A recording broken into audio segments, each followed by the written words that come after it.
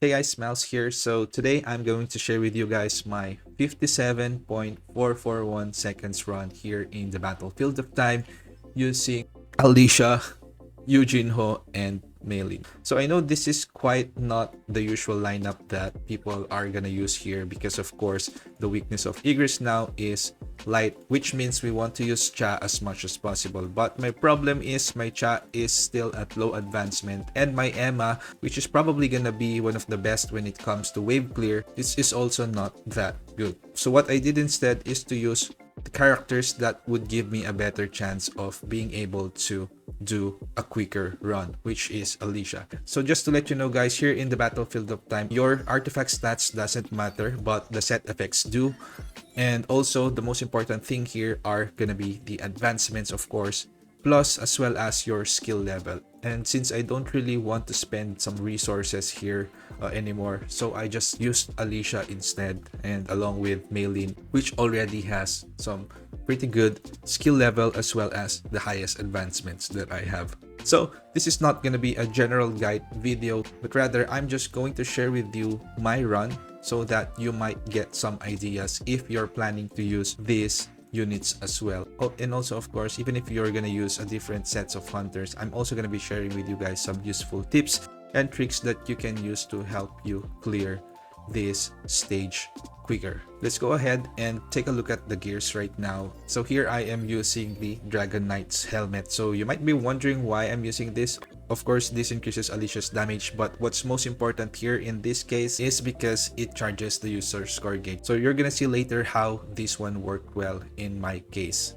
To set Burning Curse, just to kind of get a solid 10% damage here, and since we are not aiming for a 30-40 seconds run, we still have more time to stack this up for additional damage. And also along with the curse set, you can use the Champion of the Field set to get some attack increase as well. So in the video I forgot to wear this. Actually I wore a 4-set Burning Curse, but in your runs you guys may be able to use it, but the results were kind of minimal anyway because this is just 5% attack. And also for my Meilin, I use the new set, Burning Blessing set, to kind of get a good amount of damage increase here in the 8-piece set effect. And for my Junho, of course we need the solid analysis for faster breaking. We also have the 4-piece set Outstanding Connection for additional attack increase as we tag out. So the other breaker that you can use is gonna be Baek, but I don't have a decent one here as well.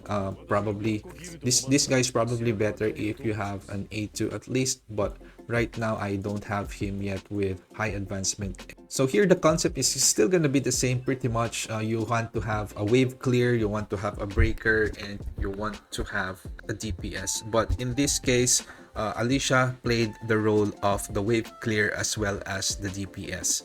And Jinho, of course, is gonna be the breaker, and this one is just the buffer. So the usual lineup that we're seeing is something like this, but this one did not work out well for me because my Cha is so weak, her ulti is so weak in my case, so I didn't use her. But you can also do this as well. So now let's go ahead and take a look at my run.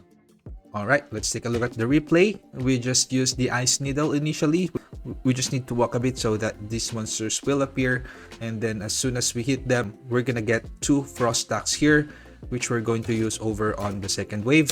And then we're gonna immediately use the first skill and then use the Frost stacks again to clear the next wave. And then we're just gonna run over towards the end, and as you can see, we were able to clear that pretty easily. And that's because even though we don't have Frost stacks, even though we don't have a skill anymore, and that's because we are using the solid foundation set, which gives us core gauge plus 60 every time we hit the target. So we are able to clear that real quick. And then for this one,